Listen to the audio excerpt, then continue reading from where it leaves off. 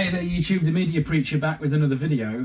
Today I'm doing something slightly different. I've been wanting to have some kind of Midi controller or sort of keyboard stroke piano in this area, which is sort of my mixing area. And I've wanted to have a smaller Midi controller so that I can, do strings, maybe some organ, that kind of thing. So I've been looking at different controllers and I was looking at the Roland Go, but unfortunately when I saw it, I really thought it was just too spongy and I didn't like the feel of the keys at all. It felt like a keyboard. So I did a bit of research and a much cheaper alternative is this M-Audio Keystation 61.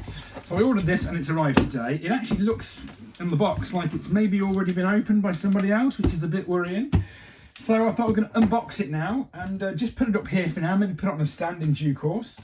Also have the pedal that goes with it and a small USB adapter so that I can put my iPad or my phone into it. Because, one of the things about buying the Roland is that it has the Roland sounds, whereas of course this doesn't have any sounds out of the box. But I don't really need any sounds because most of the stuff I'm triggering is either on the MacBook Air or I'm using something like pianoteq, which I use all the time because I think it's the best piano simulation that you can buy, which is much better than anything the Roland do. And so I wouldn't really have been using the Roland sounds. So it sort of makes sense to me to get something like this. Let's get into it and see what it's like. I'm just a bit concerned it's got sellotape here. It looks like it's been returned. Because if it's like a warehouse type return, then I'm not very happy, to be honest with you. But it's already got lots of sellotape on it, so it's probably going to return at some point. Let's get into it. I will call them maybe and just say, look, you've charged me full price for something that should be maybe in the warehouse deals. Why have you done that for? So anyway, here we go. Let's get into it. Ugh. It's quite exciting. It's like Christmas again. How can I get into this? Go all the way across. If it is a return, they've certainly wrapped it up well. Quite interested to see what it's like actually inside. Because I'm more concerned if it looks like the keyboard's been opened already and someone's been playing it. You bought it new, you expect it to be new, don't you? Let's have a gander. I'll get into it. Here we go. Okay.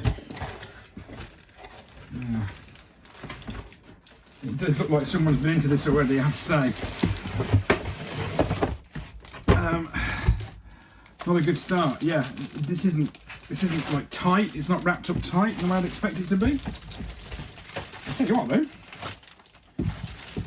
that is a lot nicer than the Roland Go. Oh, it has still got the cellophane. Okay, it is brand new because it's got the cellophane over the keys, and that's kind of the important thing. I'll just put it up here for now. Get the Apple mouse out of the way. I haven't got the stand yet. I have ordered the stand. It just hasn't arrived yet. Oh, cool. Let's put it in there. Okay, that'll do. Now let's get this sticky stuff off the keys. That's the sticky stuff. And we'll come back and I'll see you in the next part of the video. But hopefully I've set everything up. Right then guys, so a few months have passed since I filmed the last part of the video and I've been living with this little sort of keyboard now and using it in productions for a few months.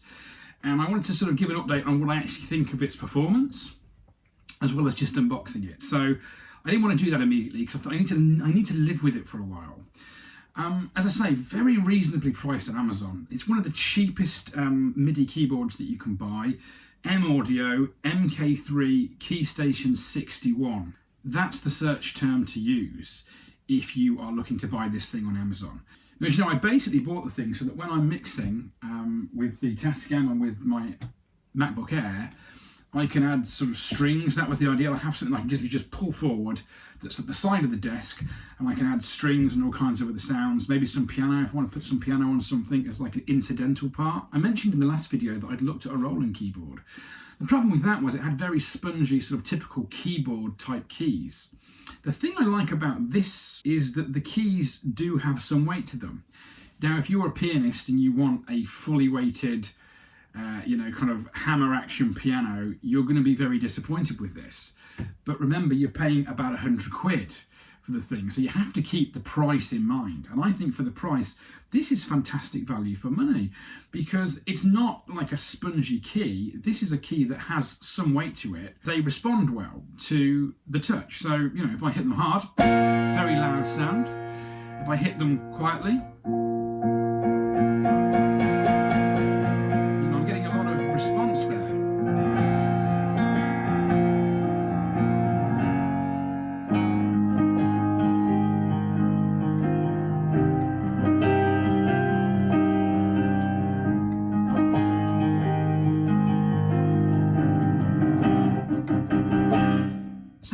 piano coming back at me, and it feels really great. I mean, if I go down and I play my fully weighted action downstairs, I can immediately feel the difference. But for the use I've got it for up here, it sounds absolutely bloody phenomenal.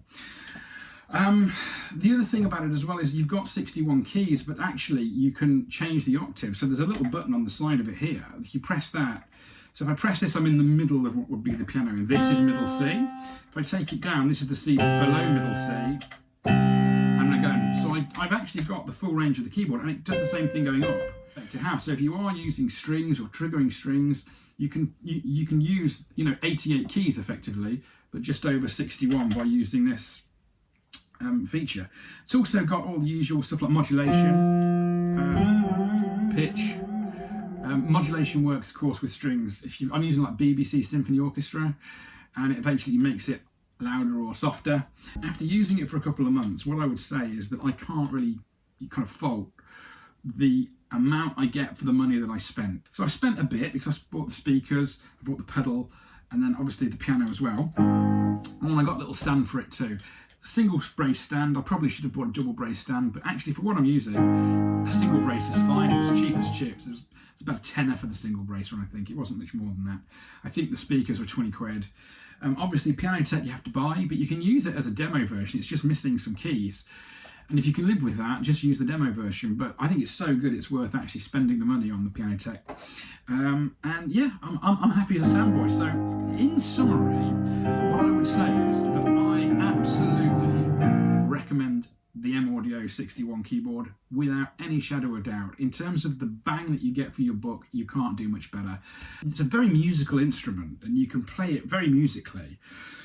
The downside, of course, about buying this as opposed to a keyboard is that it doesn't have any speakers. So on its own, it's just a load of keys and a piece of plastic. And I wanted something not only that I could use to trigger MIDI sounds from Logic, say. I also wanted something that I could just pull forward if I'm up here. If I've got a musical idea and I want to sort of explore it, something that I can actually use to sort of create some music with. The solution to that problem is actually fairly simple. So what I'm doing is I bought a little Apple cable here that goes into an iPad, or it goes straight into your MacBook but via USB. Then on that I've got pianoteq loaded up, but you could use, you could use the free piano in Logic. There's all kinds of things, or the free piano in GarageBand if you wanted to. It doesn't sound quite as good. This I think sounds excellent. But I've got pianoteq plugged into this, and then I'm taking the headphone out into a little pair of PC speakers, which sound absolutely fantastic. The first pair of PC speakers I bought were the cheapest ones and they sounded rubbish, but these ones, these little Pebble Creative speakers, sound absolutely fantastic for this particular use, because you can control how it sounds, like how old the piano sounds with pianoteq. So I put it down to sort of about the 50% mark, because I think Mint sounds too sort of clean and digital. I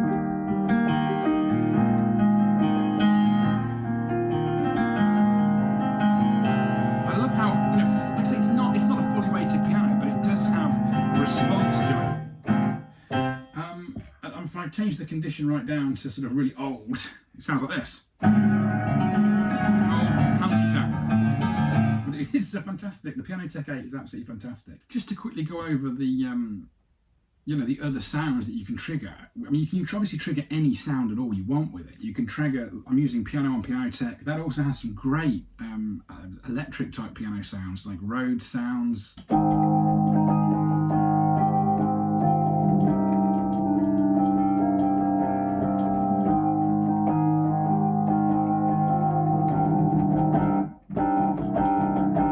Very responsive. And you can use all the sounds obviously in GarageBand. So I've got GarageBand on my iPad. I can hook this up to my Apple Mac as well, and it does all the same thing. But if I go through this, I've got an organ sound that I use a lot in here. I'll just pull it up. There you go, there's an organ sound on there now.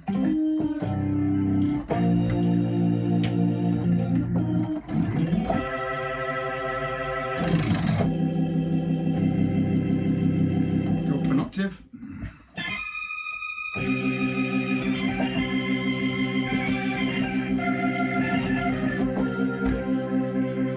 Excellent. I've got all these great sounds.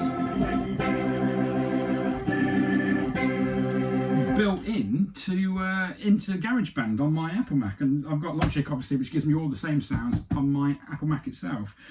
Fantastic. And if I just go back, I can quickly switch back, go into pianoteq, and I'm back.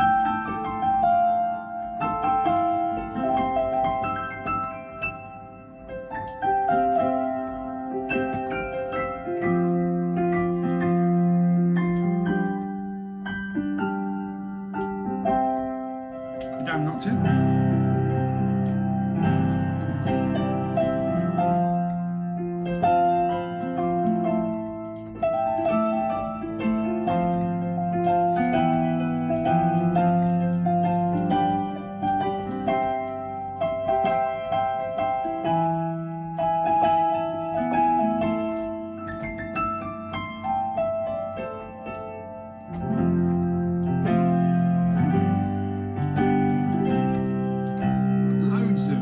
Response from it. Pretty much faultless. Huge thumbs up from me. Great product. Definitely go and buy one if you're into keyboards and that sort of thing and recording. Bang. And if you've enjoyed the video, please comment and subscribe, and that'll encourage me to make more videos in the future. And I absolutely love hearing from you in the comments, so please carry on doing that. Absolutely fantastic. Until next time, see you later.